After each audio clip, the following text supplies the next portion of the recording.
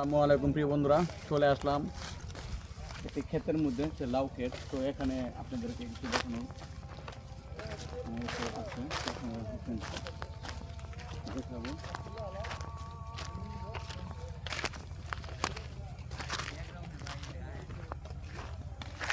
গ্রামের যারা কৃষি খামারিরা আছে তারা অনেক পরিশ্রম করে, যারা কৃষি করে তারা অনেক যেমন পরিশ্রম করে তেমনই ফল হয়। তাই তার মধ্যে আপনাদের কাছে তুলে ধরবো সুন্দর যে প্রাকৃতিক সে দৃশ্যগুলো।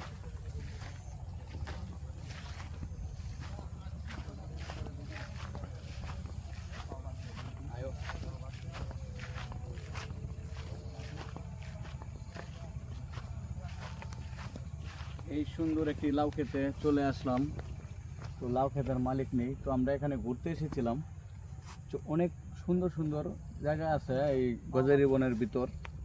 এগুলো হলো যে এমন একটি জায়গা, এখানে গ্রামের যে মানুষগুলো আছে বাড়ি অনেক দূর দূর, একটা একটা করে বাড়ি। তো এই সব জায়গার মধ্যে আমরা আয়সা ভিডিও বানানোর চেষ্টা করি, আপনাদেরকে দেখানোর চেষ্টা করি আপনারা কিভাবে রোপণ করবেন, কিভাবে লাগাবেন। তো এইসব আপনারা মাঝে তুলে ধরবো। এই যে এইগুলো মূলত এই লাউ গাছগুলো লাউ খাওয়ার জন্য লাগাইনি, এগুলো আপনার এই যে ডুগা কেটে কেটে বাজারে বিক্রি করা হয়।